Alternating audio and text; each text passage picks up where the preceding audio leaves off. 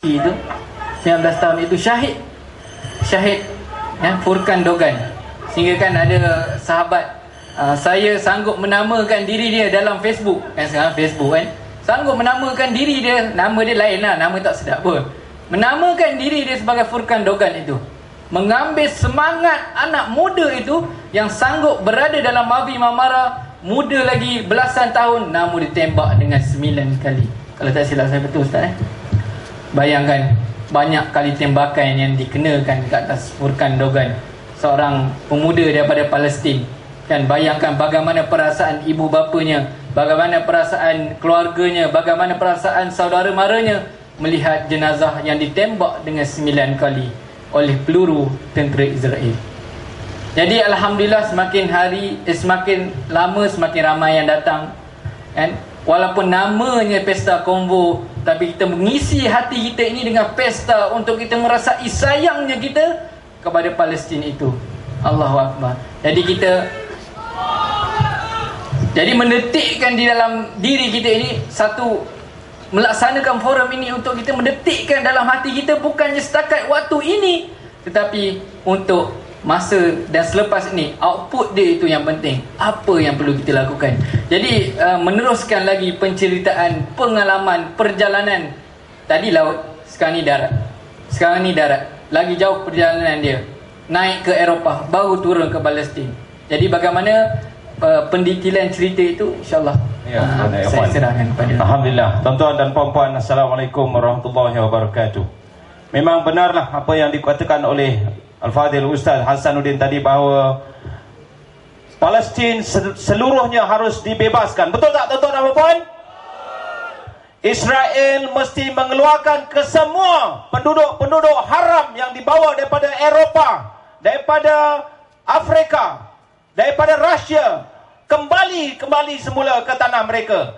Palestin adalah milik Palestinian. Mereka yang sekarang ini berada di pelarian seperti di Latakia, di Jordan, harus dikembalikan semula. Siapakah yang akan membebaskan bumi Palestin ini kalau bukan kita semua? Betul tak?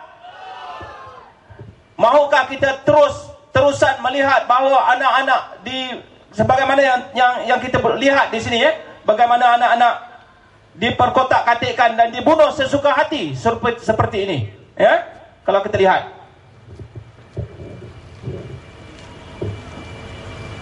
Saya ingin menayangkan insya-Allah perjalanan kenapa kita perlu membantu dan apakah kaedahnya.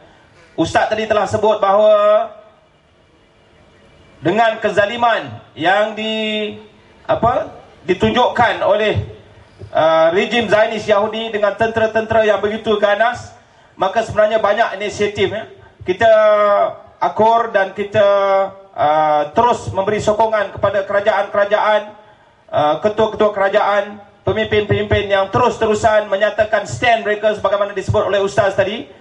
Tetapi tuan-tuan dan puan-puan, kita sebagai individu biasa, dan mungkin kita yang bukan memegang tampuk pemerintahan dan sebagainya, mungkin boleh terlibat dengan NGO tuan-tuan dan puan-puan.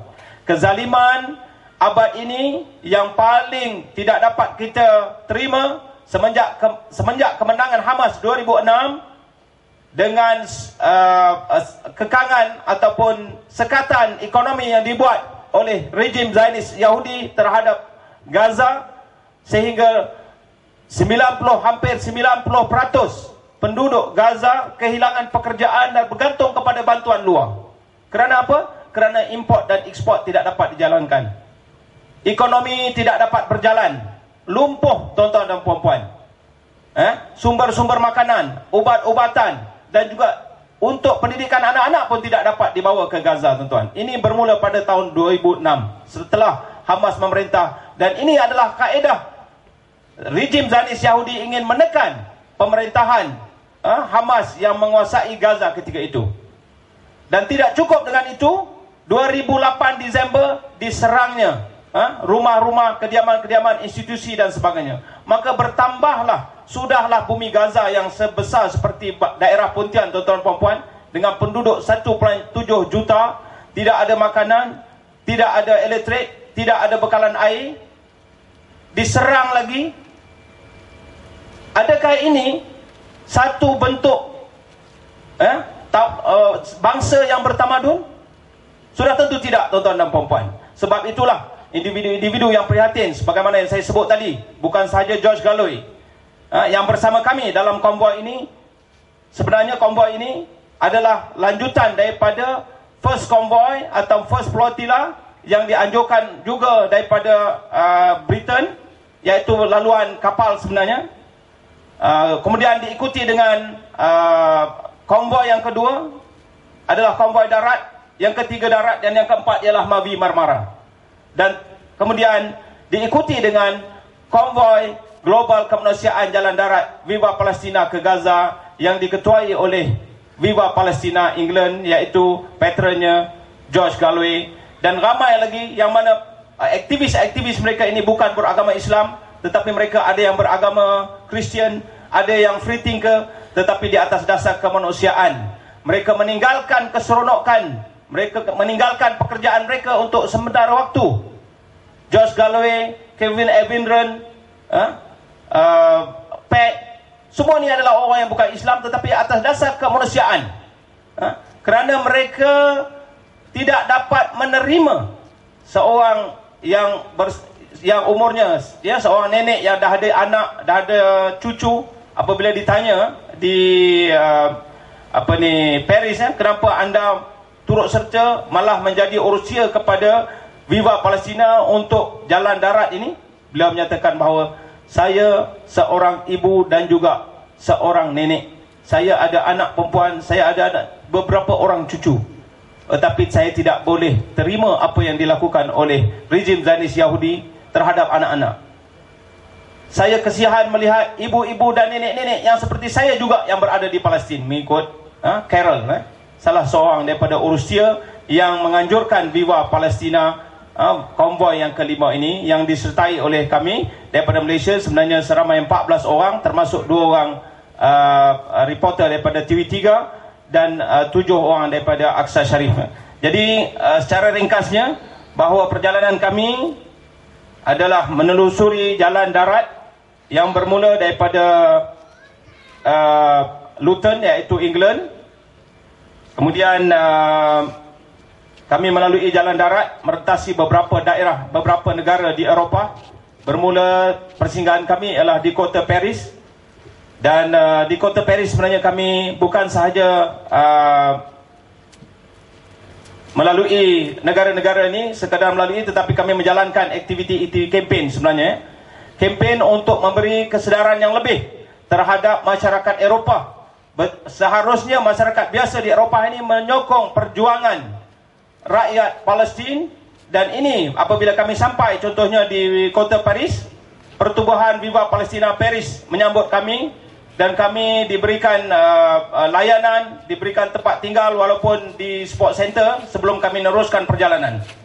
Ini adalah peserta-peserta antarabangsa yang bukan sahaja datang daripada England, Eropah, tapi juga daripada Italy, daripada Australia, daripada New Zealand, daripada Russia, daripada Amerika, dan juga daripada Kanada sendiri turut serta dalam konvoi ini. Seramai lebih kurang 400 sukarelawan.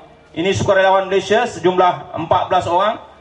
Dan ini adalah laluan kami, yang mana kami menaiki kapal terbang daripada KLIA ke London, kemudian menuruni dengan menggunakan kenderaan van yang akan ditukar menjadi ambulans. Dan sejumlah 200 kenderaan ini dipandu bermula daripada kota London, dan di tempat persinggahan kami seperti di Paris, di Italy, di Greece, kami melaksanakan kempen, yang mana kempen ini turut disertai sama oleh kereta-kereta ataupun kenderaan beronda. Mungkin kita boleh lihat sedikit tayangan ini kalau dapat. Oh, tidak boleh. Ini contohnya ketika kami sampai ke Perancis, juga student Malaysia turut menyambut kami dan sama-sama menyertai rombongan ini. Dan ini antara perjalanan kami merentasi Itali. Okey, dan di Itali kami disertai oleh sekumpulan sukarelawan daripada Itali, iaitu daripada International Solidarity Movement daripada Itali, yang mana seramai lebih kurang 12 orang itu seorang aja yang beragama Islam, yang lainnya tidak beragama Islam, dan salah seorangnya ialah diketuai oleh Carlo, yang mana beliau ini sebenarnya telah beberapa tahun menyokong perjuangan Palestin dan beberapa kali memasuki Gaza untuk menyatakan tentangan beliau terhadap rejim Zionis yang zalim di bumi Palestin. Perjalanan kami menyeberangi daripada Itali menuju ke Greece dan merentasi beberapa lebuh raya, terowong dan sebagainya. Dan perjalanan ini sebagaimana saya sebut tadi, selain daripada visi kemanusiaan, yang kami mempunyai objektif yang agak serupa dengan Mavi Marmara tadi. Yang pertama ialah membawa bantuan.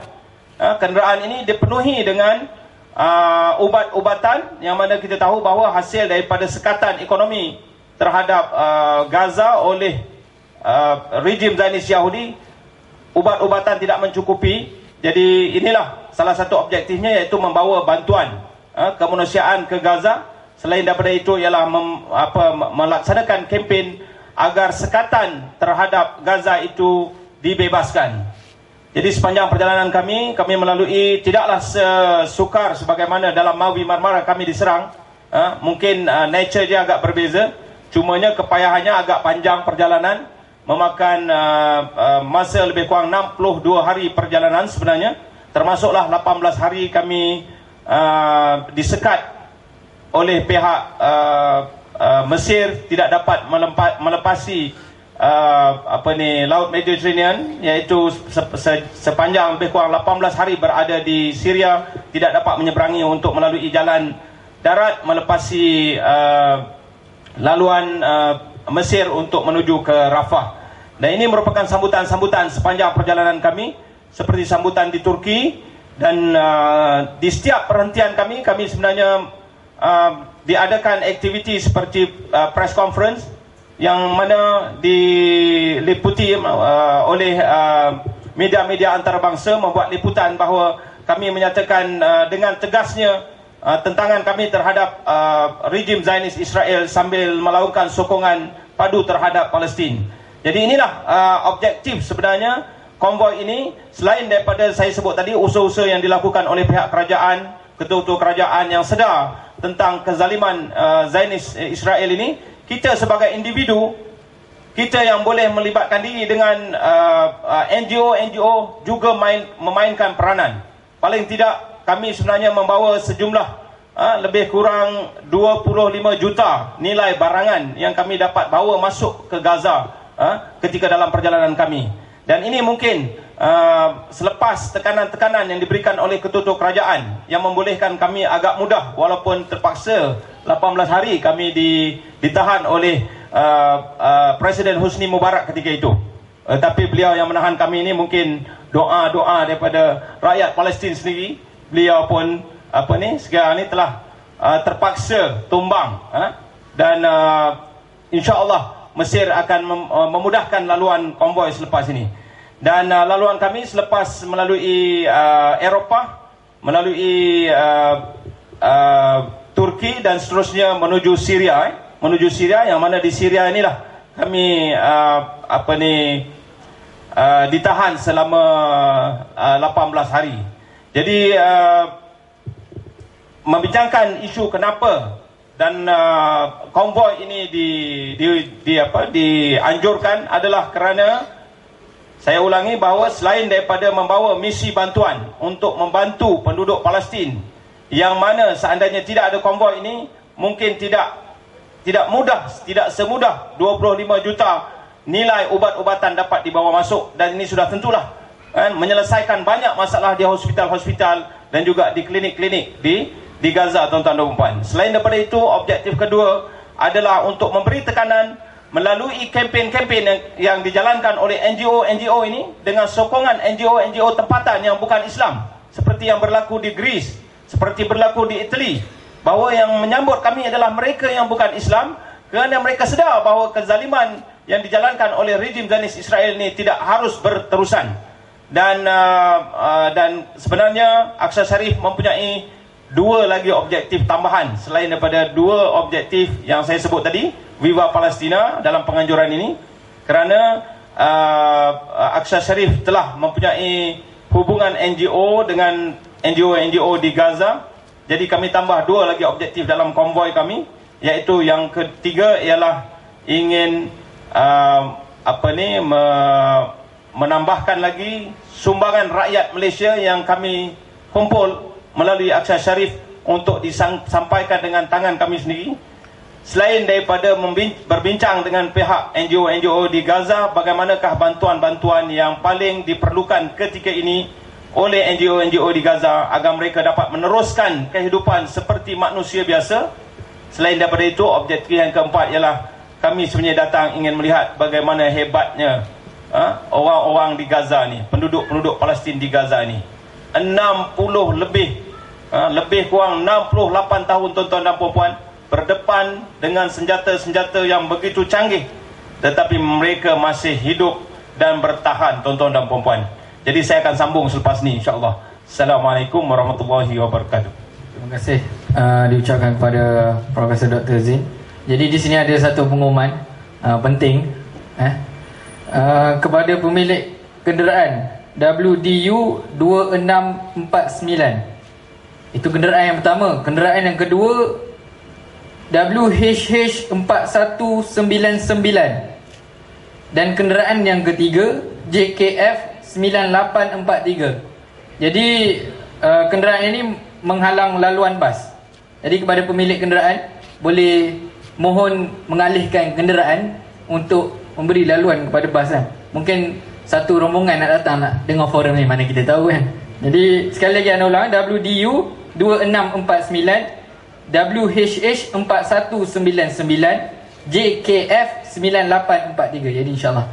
Jadi berbalik semula kepada forum kita ini. Jadi Alhamdulillah, begitulah penceritaan bagaimana perjalanan yang dilalui melalui darat yang diceritakan, kan, bagaimana perasaan seorang ibu daripada Perancis, betul kan, Carol namanya, kan, seorang nenek, kan, bahkan di sini juga ada ibu-ibu, bahkan di sini juga ada kakak-kakak, bahkan di sini juga ada adik-adik, kan, mahasiswa, pensyarah, ibu bapa dan sebagainya. Bagaimana kita perlu mendidik dalam diri kita, dan juga kita perlu mendidik kepada anak-anak kita supaya merasakan kepentingan untuk merasai bahawa Palestin itu merupakan salah satu tanah air kita juga sebenarnya.